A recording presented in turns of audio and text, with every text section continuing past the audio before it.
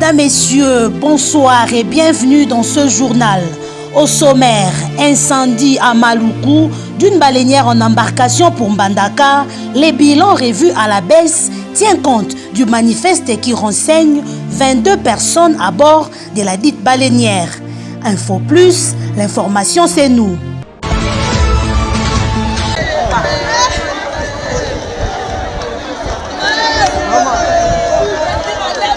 Une personne morte, 12 gravement brûlés au-delà de 3e degré, 4 disparus et 5 rescapés, tel est le bilan provisoire de l'explosion de la baleinière Béra sur le fleuve Congo, dans la capitale Kinshasa, précisément à Maluku.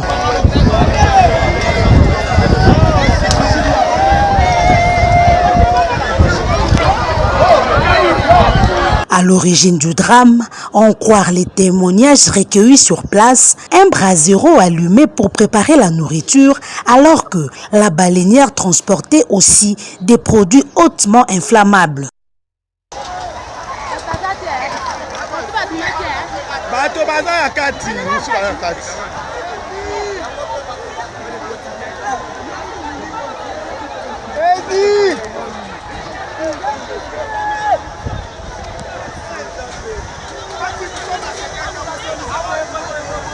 Les personnes brûlées sont prises en charge à l'hôpital du Cinquantenaire sur recommandation du chef de l'État, affirme le ministre provincial de l'Intérieur, ville de Kinshasa.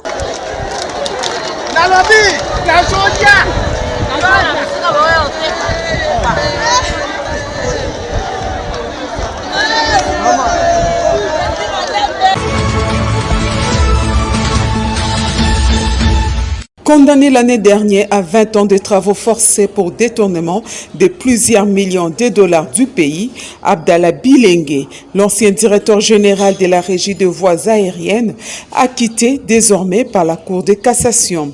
Cet ancien directeur général de la RVA, il faut le préciser, avait été reconnu coupable de détournement de plus de 15 millions de dollars de cotisations fiscales et socio-professionnelles de la RVA en première instance de jugement. Convaincu que le dit fonds n'avait pas été décaissé ni affecté à des fins privées, les juges ont ordonné sa libération.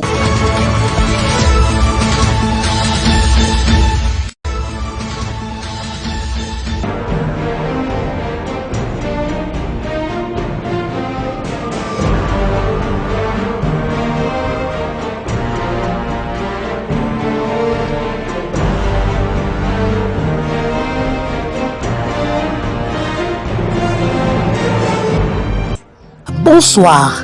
Complot contre la Constitution, s'exclame Africa News à sa une.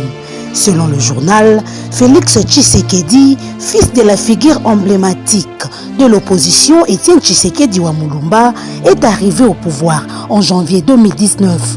En pleine 3e année de son règne, poursuit les colonnes, des états-majors politiques l'accusent de vouloir changer la Constitution et virer au présidentialisme avec un mandat de 7 ans renouvelable une fois. Jamais considéré en République démocratique du Congo, fait remarquer les tabloïds, un tel projet viendrait à renier le pacte scellé à Sun City en Afrique du Sud.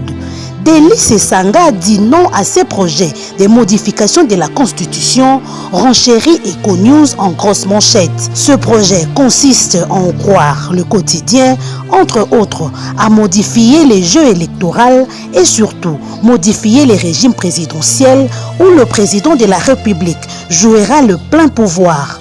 Encore une fois, c'est Sanga cité par les confrères, lance l'opération Touche pas à la Constitution.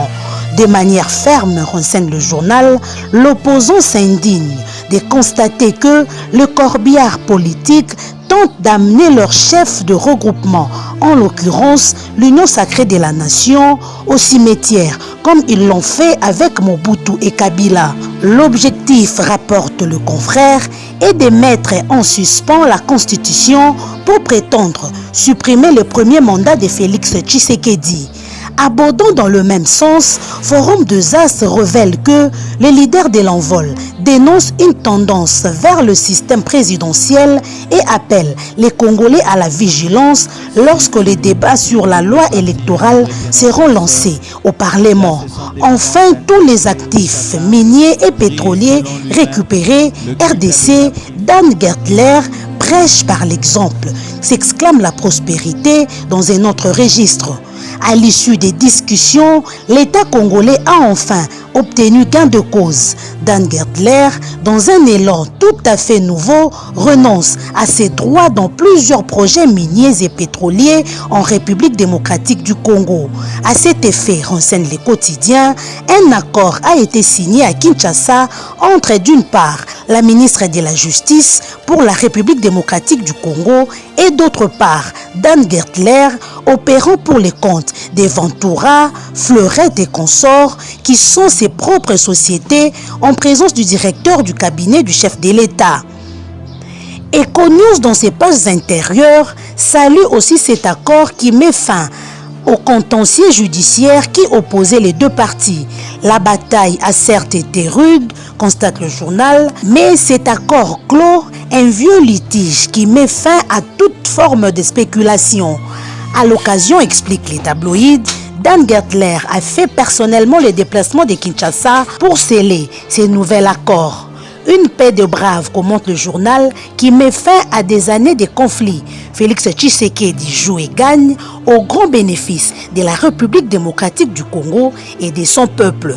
Ainsi se referme ce journal de journaux. Merci de nous suivre et à la prochaine.